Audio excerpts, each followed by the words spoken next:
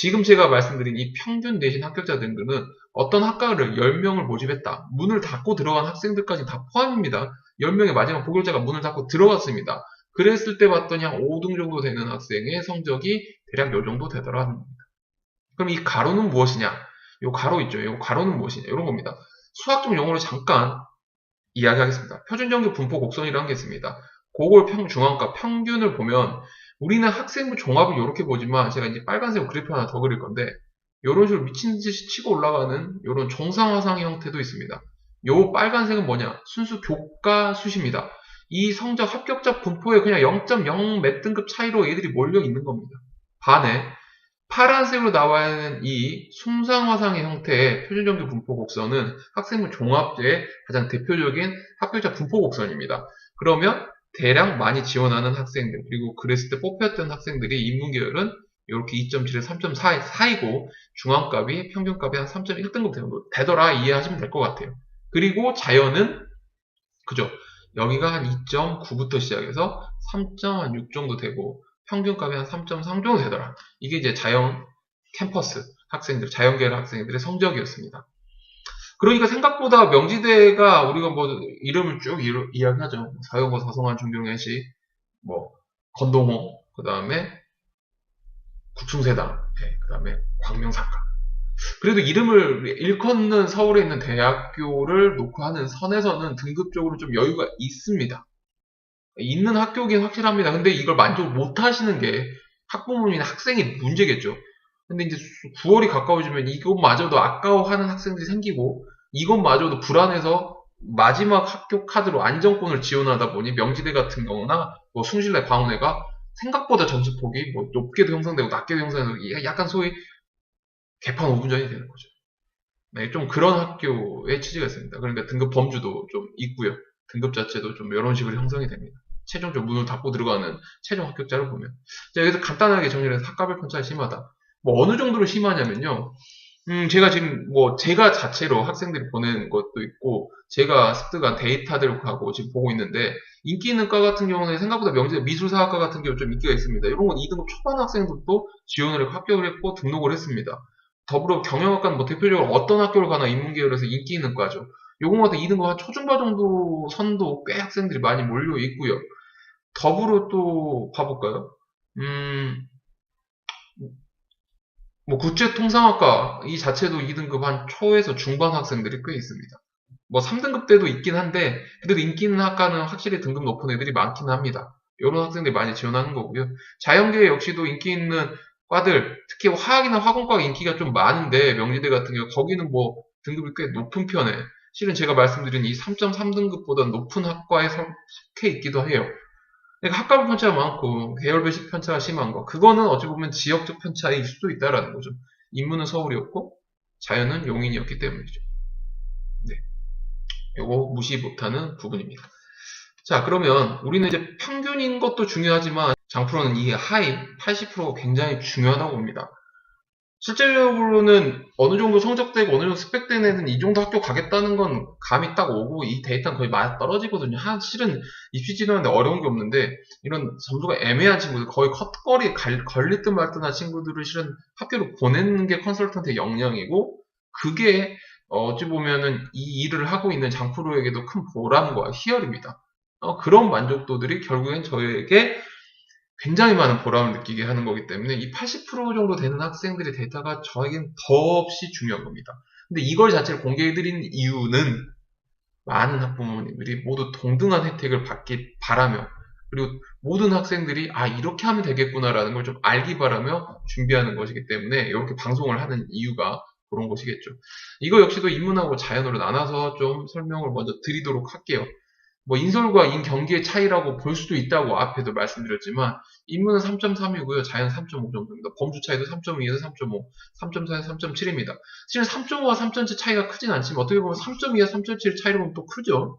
네. 근데 반대로 3.4, 3.5는 좀 차이가 높습니다. 하지만 실제적으로 점수를 따내는 거 보면 0.1, 0.2 등급 올리기가 얼마나 힘든지 분명한 학생들은 알 겁니다. 그러니까 이 편차는 생각보다 꽤 있다라는 거고요.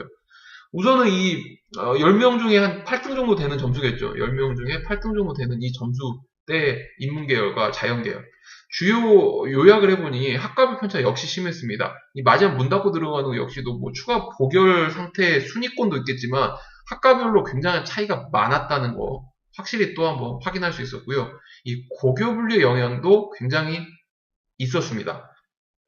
고교 분류가 무엇이냐? 실은 고교를 분류하면 현재 한국에서는 특목이 있고요.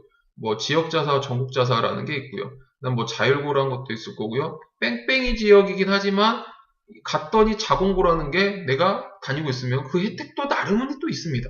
일반고에서도 평준화 일반고와 비평준화 일반고가 나뉠 것이고 지금 농어촌도 있고 특성화도 있죠. 뭐 이러한 고교분류의 영향이 어느 정도는 작용하더라는 겁니다. 선생님 그럼 저 평준화 일반고면 2등급 못 가요? 그건 아닙니다.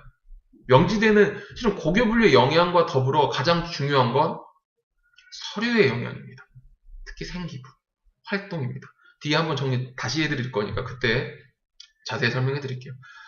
여하튼 이런 학과별 편차와 고교별 영향을 다 고려해보면 실은 등급이 한 3.5, 3.7이 나오더라도 명지대 학교, 타이틀, 간판 솔직히 딸 수 있다라는 거거든요. 이 정도 등급 친구들 학종 잘 놓고 하면요. 그렇기 때문에 하위 80% 정도 되는 내신 등급 잘 보셨으면 좋겠고요. 그럼 넘어가서 요겁니다. 학종 최종 합격자 분석인데 마지막에 되겠네요. 합격자 번외 내신 등급입니다. 이 번외라는 건 그냥 10명 중에 10명이에요. 문 닫고 들어갈 수도 있고 좀 특이하게 합격을 한 학생들에 대한 프로필입니다. 밑에 보시다시피 어문계열 쪽 외국 학생들이 어찌 보면 인서울에 있기 때문에 광명상가 라인에 명지대로서 어문계열을 쓰고 보는 거죠. 6장 중에. 근데 붙으면 가느냐? 이쪽에 붙으면 다들 넘어가는 거예요. 그러니까 보결도 실은 많긴 해요.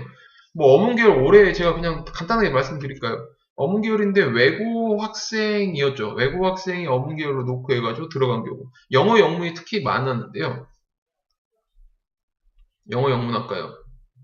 외고 친구 5등급 중반인데 합격했습니다. 네. 근데 이 친구 가느냐? 이쪽 학교 카드 나서 간 거죠. 실은 이런 등급 아이도 번외로 뽑혀요. 근데 이건 너무 번이기 때문에 저기 포함을 시키지 않았죠. 그럼 선생님 사무에서 4초중 애들은 뭡니까? 네, 요 아이들은요. 일반 학과를 기준으로 말씀드리면 좋을 것 같아요. 활동이 좋다. 이 무슨 활동일까요? 그쵸. 교내 활동이 좋다면 충분히 합격이 가능했었습니다. 일반고든 자율고든 자사고든 비평주든 평준이든 그런 거 고민하지 마시고 학종을 학종답게 준비한 친구들이라면 요 정도 3등급 한 3.9에서 4.3, 4.4 정도 되는 아이들 특히나 팁 하나 더 드리면 죄송하지만 인문계열 쪽보다는 자연계열 쪽에서 활동을 더 만든다면 그 점수폭이 좀 더 많이 낮은 게 있습니다. 그렇기 때문에 자연계열 추진하는 뭐 이과계열 친구들 같은 게 목표로 있으면 좋을 것 같고요. 인문계열 친구들은 실제적으로 한 4초까지는 올라가야 됩니다. 인문계열 애들은 보통 아무리 번외로 들어가려고 해도 4.0 정도는 최소 찍어야 된다고 봅니다. 당연히 교내 활동이 좋아야 되고 이 번외 등급이기 때문에 정말 로또를 생각하는 학생들에게 제공하는 데이터입니다. 기준적으로 나 사무니까 뭐 활동도 없는데 막 여기서 그러시면 안 돼요. 활동이 충분히 줘야 된다라는 겁니다. 올해 같은 경우도 뭐 명지대 보낸 친구들 관리했던 친구들도 있고 뭐 자소서를 썼던 친구들 면접을 했던 친구들 여러 친구들이 있지만 명지대를 학종을 합격한 친구들을 보면 정말로 소위 스펙이라 하고 있는 이 교내 스펙 부분이 좀 좋았습니다. 그러다 보니 소소도 자연스럽게 잘 나오게 되는 거고요. 이 흐름이 굉장했습니다. 그 친구들 실은 내신 영향이 많지 않음을 그 친구들에게도 느낄 수 있었고요. 내신 영향은 많지 않았다는 거. 그러니까 명지대는 작년 그리고 재작년 그리고 올해도 아마 그럴 것이라는 게 제가 예상하는 부분이니 꼭 교내 활동 많이 만들어서 학종을 만들려고 도전했던 친구들이라면 명지대 꼭 노크해 보셨으면 좋겠습니다. 자기의 마음이 명지대가 허락한다면 이라는 거겠죠. 자, 마무리를 좀 해드리겠습니다. 명지대 학종 학생부정화 합격 전략입니다. 우선 내신 등급부터 먼저 말씀드리면 평균적으로 인문계열을 지원하려고 하는 친구들은 3등급 한 초반 정도 3.2, 3.3 사이는 나와야 될 것 같다라는 생각이고요. 자연계열을 목표로 하는 친구들은 한 3.5 정도는 형성을 해야지 무난하게 내신 등급 가지고는 후달리지 않는다. 자, 서류 준비가 굉장히 중요합니다. 왜냐? 활동에 대한 평가 비중이 굉장히 큽니다. 교내 활동에 대한 평가 비중을 이 서류 평가할 때나 나중에 뭐 면접 평가할 때 역시 비중이 다른 학교보다 유독 큰 학교입니다. 그렇기 때문에 이런 거 좀 고려를 하시면 충분히 명지대 학생부 종합 쓰는데 가능합니다. 왜? 실제로 100명 가까이 실제 데이터와 제가 보낸 친구들만 해서 데이터를 합산해서 실제 데이터를 갖고 말씀드리기 때문에 충분히 믿고 진행하셔도 되는 그러한 내신 등록과 서류 준비 방법이었습니다. 그러면 최종적으로 장프로가 한 줄평을 좀 해보겠습니다. 명지대학교는요, This is 학생부 종합전형입니다. 이것이 바로 학생부 종합이다 라는 걸 그대로 보여주는 학교죠. 이 정도 내신의 여유를 두고 이 정도의 활동에 점수를 많이 주는 건 학생부 종합의 원래 추구했던 방향을 그대로 따라가고 있다. 그렇기 때문에 명지대는 학생부 종합 그대로를 평가하고 있더라라는 겁니다. 네. 우선은 오늘은 명지대에 대해서 쭉 설명을 좀 드렸습니다. 뭐 보면서 궁금하신 거 있으신 분들은 참생교육 저희 컨설팅 카페 가입하셔서 멤버가 되셔서 Q&A 하셔도 되고요. 나머지 그 프로그램, 정기관리나 아니면 컨설팅 하는 부분이 궁금하신 분들은 아까 설명을 드렸던 부분 있죠. 그 부분. 여기 전화번호. 그리고 이 시간 맞춰서 해주시면 정기관리나 컨설팅 관련해서 문의 상담해드리도록 하겠습니다. 지금까지 장프로 입시 컨설팅에서 나대학 관련 명지대 학종 전략 방송이었습니다.